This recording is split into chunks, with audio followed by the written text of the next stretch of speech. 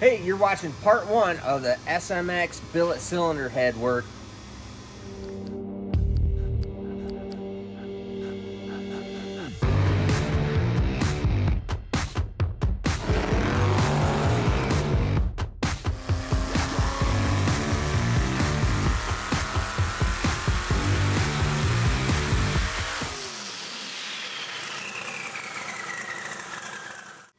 Hey guys, I thought I would show you, I'm not going to do a big video on this, so just one of these small videos. So this is one of the SMX heads.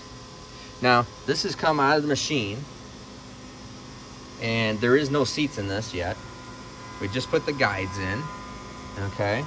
And it's fully ported, everything is all done, but now I'm putting the seats in. So, you know what, I bet you most people don't know how this whole process goes. So, I'm going to show you. So this is my Rattler seat and guide machine, and this is the seat cutter. So you have this, you have to indicate in the cylinder head to the machine, and then pilot goes down through the intake valve guide right here, and then locates everything. So this whole head here floats and indicates in, and then when it's all in and centered up and in the hole, it goes click click and it locks in. That's why you hear this little air. You hear that air? So that is actually unlocking and locking it all in place all together. And then I bore, you can see this one is done. So I just bored this hole. This is what it starts out as. This is done in the CNC machine. This is done here. The reason that we can't do it in the CNC machine down there is that, believe it or not, everything getting, you know, putting that in here and then driving guides in and doing everything, it's always a little bit off. And it does a better job of, we put all the holes in for the guides, and then we put the guides in, size of the guides, and then put the seats in based on where exactly the guide is. And I know you would think it would be absolutely perfect, but that's just not the way the real world works. It is always some little, you know, could be 5, 6, 10 thousandths off, and like all of them would be off all in one direction, or, you know, it doesn't, like, each one isn't in a different spot. It's, they're usually all just slightly off because you got the machine that is turning over, flipping. I mean, there's so many things going on with 5-axis stuff that there's some things that it can't do perfect and not rigid, and this is just one of them. So that's why we are doing it on this machine to put the seats in, and then you can verify press. You can do a lot of other things, and we have to intersect seats, and I'll show you that in just a little bit here too. So I'll show you how this just has a single point cutter right there, and I will run this down. Kind of try showing you how this all works. Okay.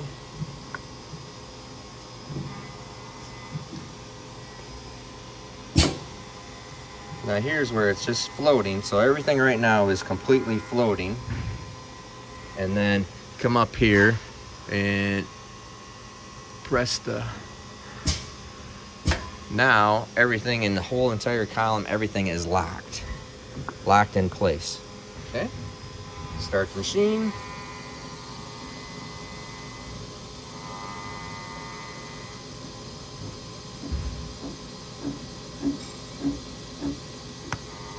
And it is as simple as it just starts cutting that hole, that bore, that counter bore.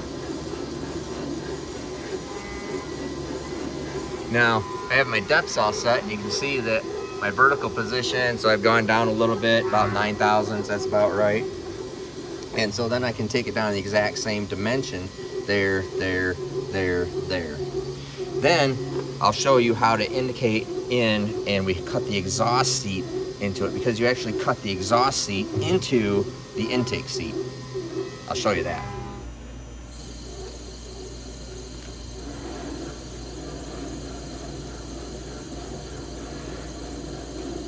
Gotta keep the tool lubricated. This is not a wet machine. Like I said, it's a very designated machine. This is what it does.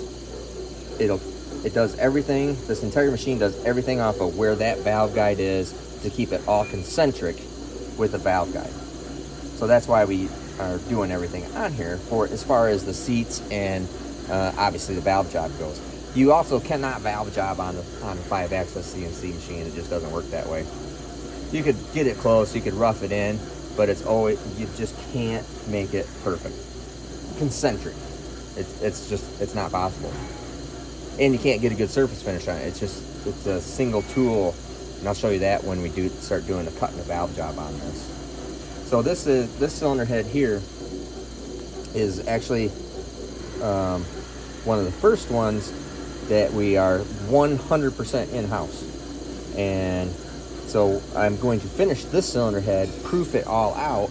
The other cylinder heads are about 90% done, and then we'll go through and hit the green button and finish up the other ones. So water is all done all through here. Everything is, we believe it's done, but I got to proof this all out.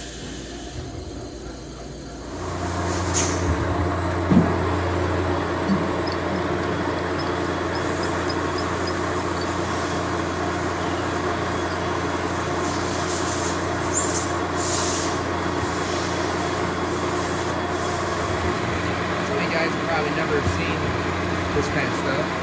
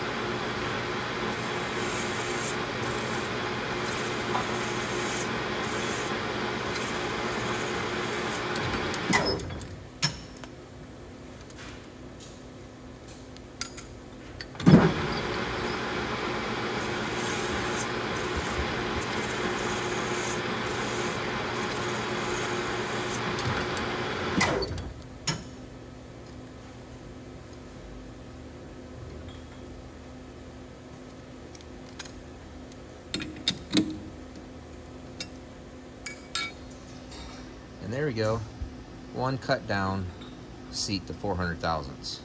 Now, you might also ask, why don't I just have them made then? Screw it, I'll buy what they have commonly available and I'll make it work. I'll modify it and make my own. Much faster to do it that way.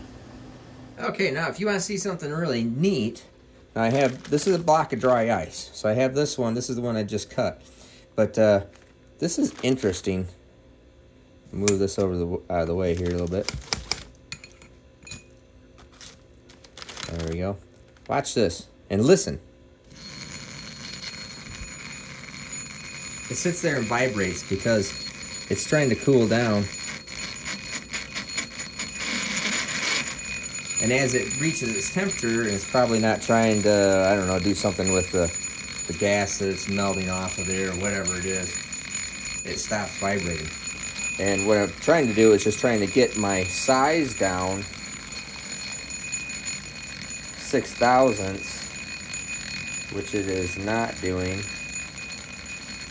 I'm getting it down.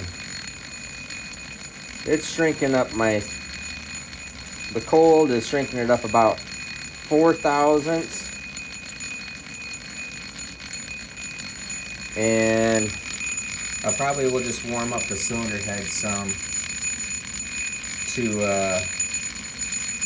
I just want it to drop in because I had 6 thousandths of press on that seat, and it's only 4 thousandths smaller than, so that would still give it 2 thousandths. So I probably will warm up the head just a little bit to make that work. Alright, so I did not warm the head up, but I have the seats down, so it's got about 2 thousandths of press. I made this special little driver specifically for this. Haha. And that is how we put the seat in, just like that. Looks good. Now I'm going to go get the other seats and put them in. And so I put this down on the ground here because I don't ever want to pound on fixtures. So I I don't want to pound on the cylinder head, even though it's pretty light. I don't want to pound on the fixture and it just moves stuff. It's unnecessary damage. So I just put it down here on this cushion mat so it doesn't beat it all up. And I'll drive these seats in. Then we'll set it up for the exhaust. All right, so how this works is we put the pilot in here. This here is a angle indicator, and it reads angle, so I know that there is no angle this direction, front to back. There is no angle, so I have to set the head up at 0. So you put the angle indicator here, and then up here on the screen you have the angle, and so I get that down to 0.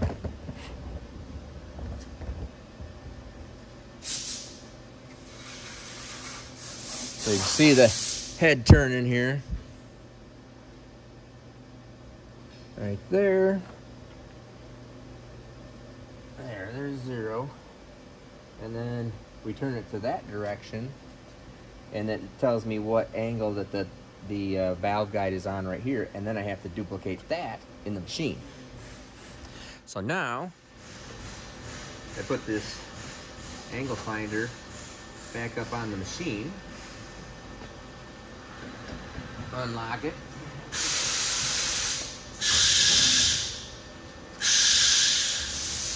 now I rotate the machine over till I duplicate that angle on the head.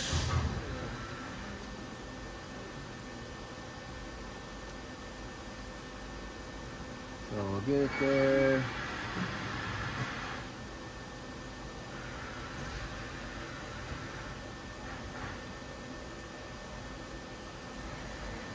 All right, come down here, double check it. Yep. Put it back up here. Yep. All right, so it has a 4-degree cant. You can see it there, and now the head is in line with the valve guide. All right, so now I'll start setting up my other cutter. This is what the whole mandrel deal looks like and the whole cutter system. So I'll set this cutter up for my proper size seat. Let me go grab a seat. Now these seats are also 500 thick. Grab my indicator. 500. Yep. Same thing. I don't want this to be 500. I think I'm gonna make them 400 thick here, and because otherwise it just starts getting into the short turn radius anyways, and you have to cut it off. So there's no point doing that. And what size is this supposed to be? So it's 2-inch. Exactly. Our valve size here is 1/910. So just measure this all up and just double check. But that's what they actually even have the sizes right on it right there. And we're just going to turn these down, and we'll set the tool up on this handy dandy little setting fixture right here. Disregard that. Oh, got little hones there. That's nice. Little dingleberry hones. So this little setting fixture, you put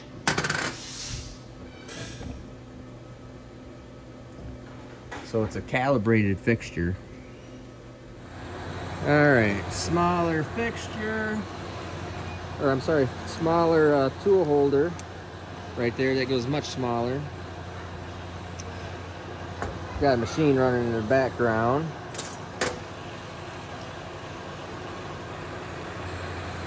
Alright, and then hello. There we go. Or double check my size. So this is a calibrated 1-inch. We know for, that's precision ground, 1 inch to 10 to the thousandths.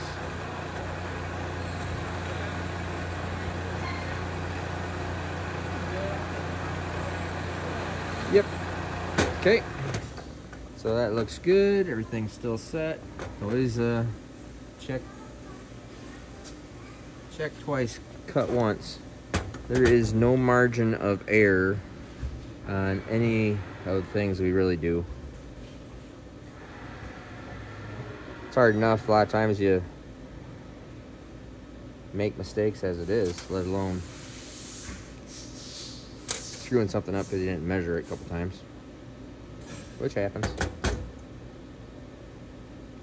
So let's see here.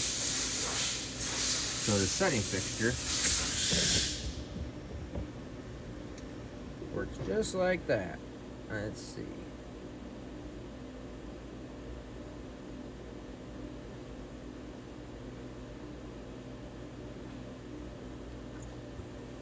And you need to do the same thing. Gonna give this 6 to 7 thousandths of press, which means I need to be at 194, 193.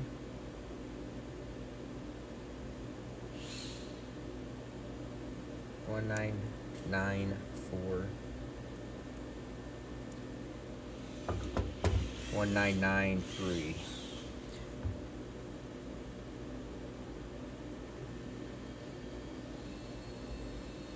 Getting there.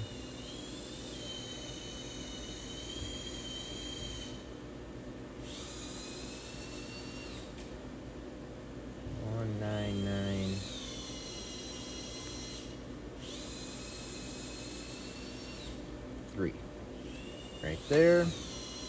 Tighten everything up.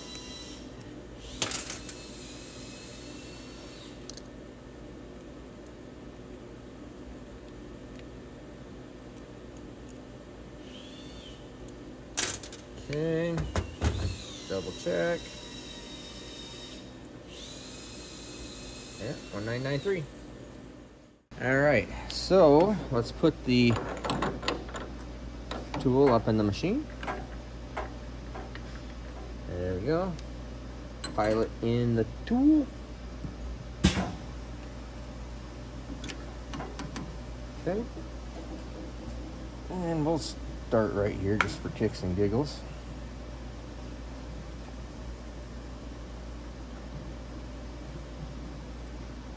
Alright, pilot goes in nice, goes down, goes to a free floating position, and then the machine locks in place. So that's what you're hearing there, is the locking.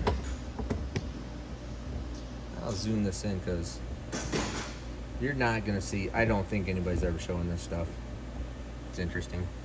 If you've never seen how this stuff all works, it just goes in and intersects that, not by much.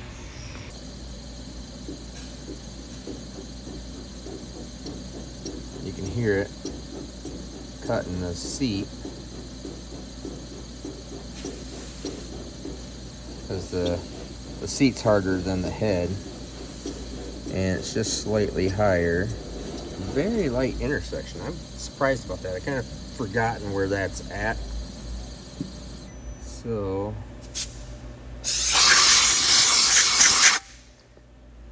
all right, let's see. Now this is just getting you within a thousandth or so.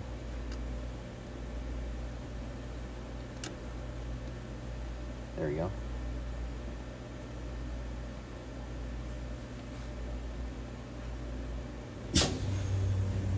All right.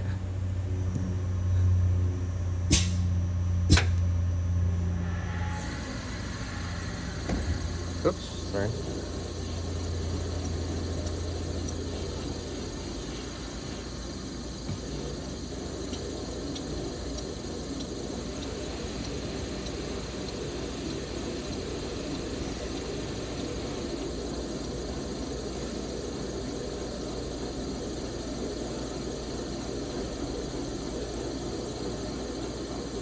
And we'll just keep on cutting this thing.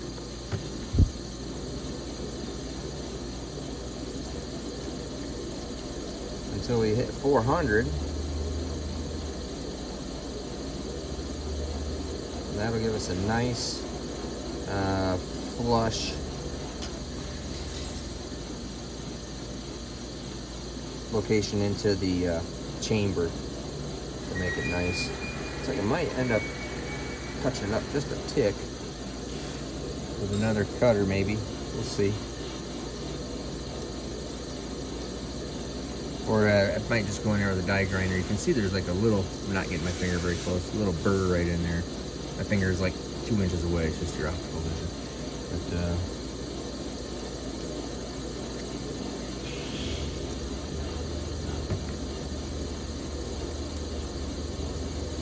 keep on going. And then we'll narrow up these seats just the same. Go freeze them on the dry ice, and then beat these in. Alright, there we go. Now we're on to the original, or what the CNC machine cut, which actually seems to be really, really close. Like I said, it is very close. Sorry, it is very close, but I bet my arm was blocking that for a long time. It is very close, but you end up having to do this anyway, so just rough cut them to a small size so you can finish just like what we're doing here, and then everything is exactly right. Now, one thing that is people just don't understand, they do not get, is there is a reason why teams freshen up things, especially in NHRA Pro Stock, stuff like that, which is what Fila came out of. This is brand new cylinder head. After this thing heat cycles, gets all under load, it does move. And things always are better after they're freshened up, which means you run them, you get them, cycle them, you get them hot, you get everything going through it, you come back and you go, oh crap, the seats are out of round. Huh, that's weird. No, it's perfectly normal. It's perfectly normal. That's why you actually do freshen ups. You recut the valve job, everything comes in, and then it settles in, and it's pretty good from there on out. But that initial run time, initially, when you come in here and you machine everything in, you cut the valve job, it's brand new, it's never been heat cycled, it's never been put under big load, it moves afterwards. So anybody that has, you know, out of round seats, quote unquote, they don't understand.